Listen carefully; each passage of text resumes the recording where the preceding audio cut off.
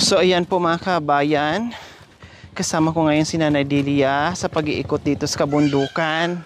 At meron tayong pupuntahan ngayon. Hello! Magandang hapon! Pasensya na po sa aming disturbo ha. Kumusta po kayo dyan? Ito po. Okay lang po, papasok kami? Papasok kayo. Wow! Tao kayo po dumating. Bakit? Wow, tao tayong dumating. Tao tayo po. Opo. Mukhang may niluluto po kayo. Wala po. Ha? Pinapainit ko yung... Pinapainit yung tubig. Pinapainit ko yung tubig. Anong ulam nyo po? Ay. Wala po. Kanin. Kanin po yan. Ito. Ayan. Sabaw ng... Sabaw. Kadyos na Kadyos, walang... tapos may saging. Opo. Yung inuulam ko. Kumusta po kayo dito? Ay, ito po.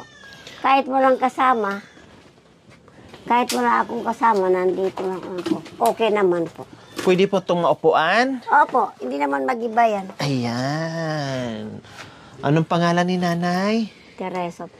Si Nanay Teresa. Teresa, tamtam po sa asawa. Apelido ng asawa. Apelido ng asawa. Ilang taon na po kayo, Nanay Teresa?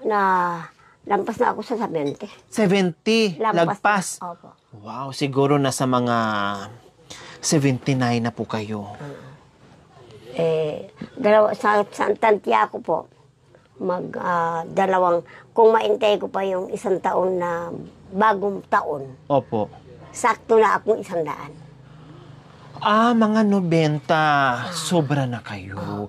Kung 2 taon bago mag-New Year ulit, ibig sabihin 98 years old na kayo. 2 taon, 100 na ang edad nyo. Wow, hari naman. Wala pa akong tinatanggap sa gobyerno. Wala pang natatanggap. Wala po. Sana awa ng Panginoon, mayroong maawa ang mga anak natin ng Panginoon. Mayroong utusan, mabibigyan ako. Tama, ipagdasal natin. Kaya ako, nagdadasal ako araw at gabi. Umiyak ako. Sana wala akong anak na iniwan ng asawa ko. Wala akong kapatid. Pamangkin ko lang ito. Nakisali ako sa pamangkin ko. Walang asawa rin. Wala na kayong asawa, Nanay? Opo. Wala rin po kayong anak? Wala po. Sino po ang kasama niyo po dito sa bahay? Itong pamangkin ko, bungso ng kapatid ko. Ayan, pamangkin ko yon yung mga kasama, mga katabi namin ng bahay. Wala man kayong asawa, wala man kayong anak, pero meron kayong pamangkin na nagmahal sa inyo, na may kasama kayo dito sa bahay. Bakit naman napaluha at napaiyak po kayo, Nanay Teresa? Siyempre, parang kung halimbawa, mayroong magkipagbisita sa amin, makikita ko yung mukha ng asawa ko. Kasi nagmahalan kami. Kasal ako na sa West, kasal ako na sa Panginoon. Matagal na po, Nanay Teresa, na namatay yung asawa yung Nanay. Ilang taon po kayo noon? 6 na ng taon ito po. Ay, 6 na taon na buhatong namatay ang asawa niyo. Bakit hindi po kayo nagkaroon ng anak? Ano pong problema? Nagkaroon yung mga binibini nila po. Tingin kami na sa doktor, pinatingin kami ng mga parang nanay nila nagparaking mga Pilipino. Opo. Sabi ng doktor, walang marapat, may diferensyang bini mo, tatay, sabi nun. Pero sa akin, wala akong diferensya. Siya may diferensya. Yung mister niyo po. Kaya hindi kami nagkaanak. Hindi kayo nabiyayaan kahit isang anak man lang, Nanay, no? Wala. Nagsisimba na ako sa Sesmon. 15 taon po nagsisimba kami sa Sesmon, pero ang umingi ako sana ng anak, hindi kami nabigyan din. Talagang hindi pinagkalooban ng isa. Okay, hayaan mo na, Nanay. Hindi naman lahat na mag-asawa, babae, lalaki, na may anak. Hindi lang naman din kayo mag-isa sa buhay na walang anak. Marami din. Saka, awa naman ng Panginoon, kahit wala akong anak, kagaya ninyo po, kung maisip nilang mga anak sa Pilipino, parang anak ko ng kapatid, at tunay, dadalawin nila. Ayun. Doon na lang, magpapasalamat na rin. Doon Di ba ako ng po? maligayang naramdaman ko. Kumusta naman po dito, nanay? Siyempre, may edad na kayo, 2 taon na lang, 100 years old na kayo. Opo. Kumusta naman po kayo dito? Pagkalagayan ko. Oh, yung kalagayan. Siyempre, yung pagkain nyo. Mabuti nga si Nanay Pineda, nagbibigay madalas, bawat katapusan, bibigyan kaming relief. Wow, ang galing naman talaga ni Nanay Pineda. Ano? Kahit papano, pupuntang kami, bibigyan kami ng mga, mga Bigas, na. assorted groceries. Opo. So, doon po nakaasa. Katapos merong sinama, ayan, ang anak ng kapatid ko yan, nasa Opo. Sambales sila. Yun ba? Nandun ang bahay nila. Opo. Nasa Sambales ang pamilya nila. Maligaya na ako noon na sabi ko sa mga pamangkin ko, kung alimbawa mamamatay ako, kaya umiyak ako. Mamatay ako sa lahat ng kasangkapan kong nakda ko. Pagbutiin yung itatago. Para Kung ano man ang maiiwan nyo pong kasangkapan. Kung meron ako maiwan ng kasangkapan, parang makikita yan. Yun. Alaala. Alaala sa akin. Ayan ang sinasabi ko. Lahat ng kasangkapan, nagbibigay ako ng mga kaserola, ayan, may paglagyan kong tubig. Binigay yung mga anak ng kaibigan ko sa bayan, isang paglagyan ng tubig galing pa sa Amerika. Wow, lagayin po ng tubig. So, yan dapat ang pag-iingatan nila. Alaala. Souvenir. Ayan ang sinabi ko. Alaala niyo, souvenir sa akin ng mga parang anak ko ng tunay. Mamahalin niyo. Tama. Kung pupunta na ako sa langit, sa amin na lang ako na Jesus ng Ginong Maria, mahalin niyo maiwan ko. Nakakakain naman po kayo sa tamang oras, nanay. Kasi, oo. payat-payat nyo, ang liit-liit nyo. May pilay ako. Opo, ang liit-liit nyo. Ang payat-payat, nakakakain naman po kayo. Nakakain ako. Ay, ngayong araw, nananghalian kayo. Mainang pagkain ko. Opo, mahina kasi may edad na. Pero, hindi baling kunti-kunti. Basta wag lang kayo malipasan ng gutom para hahaba pa ang buhay. Baske minuto kumakain na. Tama, basta kunti-kunti. Merong laman yung tiyan. Na wag yung magugutuman kasi magkakasakit. Halimbawa, may pera ako. Magpapabili ako ng atay ng manok. Ako mismo, iluluto kong adobo. Ang paborito niyo po yung balon-balunan i-adobo. Minsan nakabili akong talapia, buhay pa. Ay ngayon, pinaluto ko sa pamangkin ko, sagang ng talapia. Ayaw ko noon kasi may umubo ako, 1 buwan na. Nalapas na. Malansa? Parang nalansan? Parang hindi ko yung walang lasa. Hindi nyo malasahan. Pero pag adobong balon-balunan atay, masarap. Masarap kayo. Parehas pala tayo noon. Mahilig din ako sa adobong balon-balunan at atay. Saka mga baboy, yung karne, laman-laman ng baboy. Mahilig kayo ng karne. Sa karne. Araw-araw kayo nagkakarne? Hindi. Pag may pera lang. Pag may pera. O mga anong buwan yun na magkakapera ka? Kung meron. Kung meron. O ngayon may pambili kayo ng balon-balunan o karne? Wala po. O anong gusto nyo? Balon-balunan o laman ng karne? Basta yung gusto kong kainin.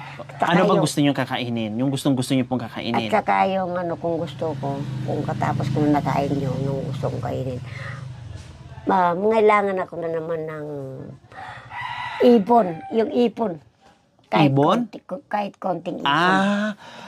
Ipon. Akala ko ibon. Hindi, ipon yung maliliit. Hindi naman yung sugpo. Ay! Yung sugpo maliit. Akala ko ipon. Hipon. Hipon. Hipon ng maliit. Gustong-gusto nyo po yun. Hipon. Ayaw ko yung malalaki. Alam mo, Nanay Teresa, parang ako ang nag-iedad ng 98. Kasi ako yung nabibingi. Yung hipon na sinasabi nyo, akala ko ibon. Tapos kinurek ko, akala ko ipon. Yung pala, hipon. Sa Pilipino, kasi yun, paro. Paro. Sa Pilipinas. So, yun yung pinapangarap nyo. Oh, yan Yung hipon, kahit malang hipon. Paano yung malalaki? Yung Wala. sugpo? Hindi ko kainin. Kasi Bakit? kahit makita yung kung mataas, maliit na ganito, tataas ang presyon ko. So maliliit lang ang gusto nyo. Masarap nga yung maliliit. Hindi ako masyado sa mataba kasi hindi ko May alam. high blood. May high blood ako. Opo, tama yun. Kontrolado sa pagkain. Hipon. So may pambili kayo ng O kung hipon. may pili ng pag-ibag, kung meron akong pera, itatago ko. Magkano naman po yung hipon? O minsan 100 papadala ko, bibili na yun. Pwede na 100. 100 lang yan, isang ano yan. O sige, bigyan kita ng Isang pambili ng kilo. hipon. Ha? Bigyan kita ng pambili ng hipon. Bigyan kita ng pambili ng karni din.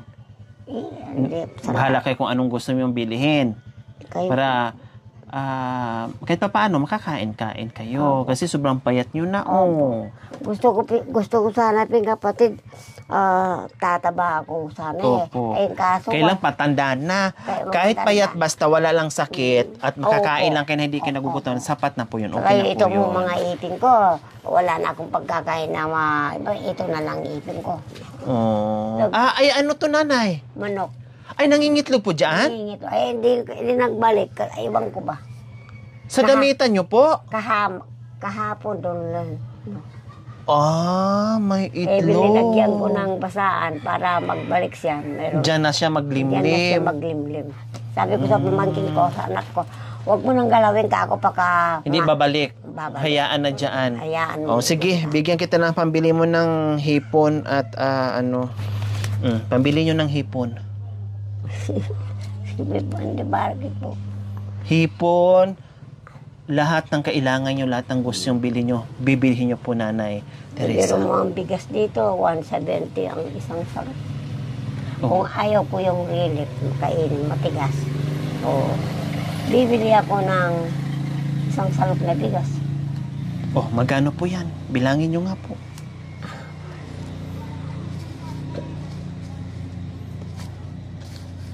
Isang libo. 2,000. Hindi ko na. Salamat kapatid. Magkano po yan? 5,000. 5,000. Para sa'yo yan.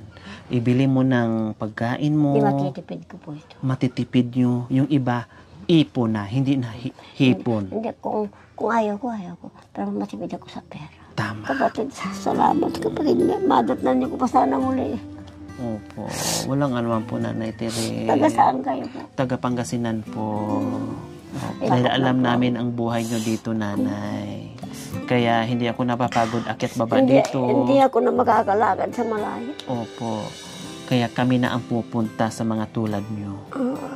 Salamat kapatid ko, anak ko. Walang anuman po, Nanay. Sana awa ng Panginoon hanggang tumulag kayo sa akin. Opo, hahaba ang buhay. Mapalitan ng kaluluwa ko sa itaas. Tumagda kayo ng kapares po. Salamat po, Nanay. I-pray nyo na lang kami, Nanay, ha? At ipagdasal din po namin kayo na haba pa ang buhay nyo at hindi kayo magkakasakit. Masaya na po si Nanay Teresa? Masaya. Masaya na din. Mahal na Jesus, may Santa Rosario ako dyan. Nagdadasal ako, nandun ang simbahan ng Katolika.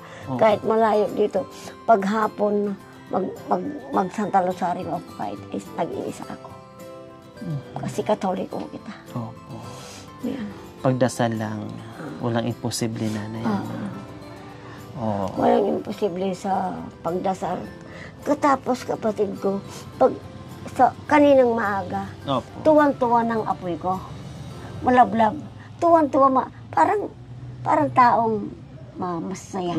Sabi ko, Parang kinakausap kayo ng apoy. Panginoon, siguro meron dumating sa akin ng mga anak ko ata na itutulak mo sa akin. Kahapon sila lumalabas dyan at tumadaan. Siguro ngayon, maisip nila akong anak mo, Panginoon. Sabi ko, yung apoy, talagang masayang apoy. Tama nga yung dasal nyo. Yung iniisip nyo. Diba? Walang pati dasal ko, kapatid ko. Kung mamarapating ko, kapatid ko, yung asawa ko babalik din. Ayan ang Na-miss niyo po na. Nami-miss ko yung mahal ng asawa ko. Pinaina yung sarili nila. Sabi ko, iwanan mo ko. Sabi niya nung magbilin sa akin. Sa harapan ko, sabi, ginanon ako. Tapos ginagano ko, huwag ka mag-aasawa, sabi na. Hindi mo isipin na mag-asawa ako. Bakit ako mag-asawa kung hindi mo katulad na mabait? Meron akong kakwento, hindi ko na alam, maluluto ng lahat ng pagkain na tinatulang. Yun na. Binilin po sa inyo. Kumbaga, huling bilin niya po sa inyo na huwag kayo mag-aasawa. Oo, daw ka na mag-aasawa pagka makakatuplas ako ng magsisintok. Opo. Masaktan kayo. Dahil siya, hindi na ako sinaktan. Magmula nag-asawa kami. So, ayan po mga kabayan, nanay, bili ka ng hipon na pinapangarap mo, yung inaadobo mong balon-balunan or yung atay, tapos bigas, hindi lang hipon, makakaipon ka pa at madukot-dukot mo unti-unti. Kasi sabi niyo matipid kayo sa pera, tama po yun. Dukot-dukot. Para pag yung wala ng pagkain, mayroong pambili ng pagkain. Diba? Oh, masaya si nanay. Masaya ako. Masaya na. Masaya na ako. Sana na kung lagi kayo sana nandito. Lagi tayong magdadasal. Opo. Masasaya tayo. O anong pang dumating na paswerte doon sa inyo. Salamat po. Mabalitaan ko. Mga magulang ninyo at kapatid. Masasaya kayo rin. Malalakas kayo. Salamat po, nanay. Ganon din po sa inyo. Okay, so ayan. Wala man ako maipadala sa iyo. Okay lang po. Walang Yung dasal nyo po, higit pa doon sa anumang bagay na ipapadala nyo sa amin. Mas powerful po yun. Kung nakapitasan ng patani yung mga pamangkin ko dyan, umingi akong patani para meron kayong dadali ng kulay. Okay lang po, sa susunod na lang po pag meron. Mag-aanda akong pataning tuyo na para magbalik kayo. So, ayan po mga kabayan. Wala lang, naglakad lang kami, no? Tingin-tingin. At ito nga, nakita ko yung bahay. At wala lang, biglang binisita ko lang. Hindi ko alam na tamang-tama pala may lula na nakaupo dito sa loob ng bahay. At dito sa harapan ng kanyang lutuan, no? So, sakto lang talaga, no?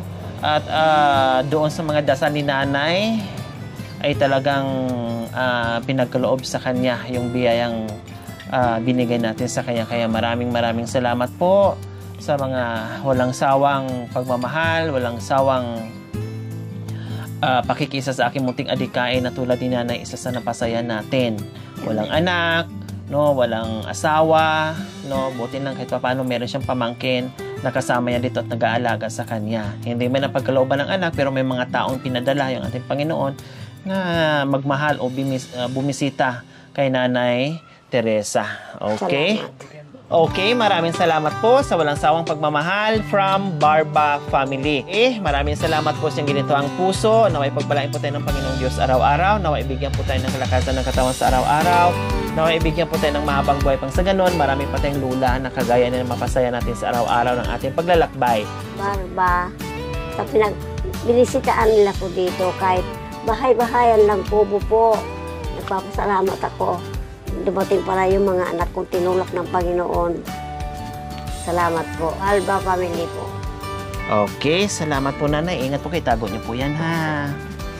O, sino po yan nanay? Siya ang kapatid ng tiniran ko dito. Siya, Mampon. Bungso sa kanila yung kasama ko dito. Anong pangalan po niya? Baby. Oh, baby. I wanna suppose to you. Yan ang anak niya, pinalayo ko sa kanya. Kurong. Kurog. Yun naman si Karag. Singer po yan. Artista po yan. Oo. Kalok-alak ni Elizabeth Ramsey. Marunong magkumanta yan. At saka, Kayo po, marunong din po kayong kumanta? Hindi. Ay, hindi. Matuwa na. Matuwa na sabi ko. Ay, Matanda. kapangpangan na sabi ko matuwa. Matanda na. Matanda na. Ayun, mga 20 years lang yun eh. Si Ayan, Nanay Baby. Mas maganda yung boses niya. Opo, maganda po. Saka kung nasundo sana pag-aaral niyan, matalinong Dating abogada yan. Naluka-luka na lang. Kung nasundo sana kung hindi yung kapatid ko, pinatigil sa pinag-aaral yan. Hindi ko masabi kung anong nakuha nilang Kurso. kurso. Ngayon nga, grade 2 lang. Hindi pa natapos, matalino. Eh, paano pag nakapag-aral? Sa, Okay na rin yun kasi pag nag-aral niya, mas sobrang talino, loko-loko din yan eh. Bye-bye po! bye-bye po! Bye-bye! Thank you for watching. Don't forget to like, share, and subscribe. Hey there.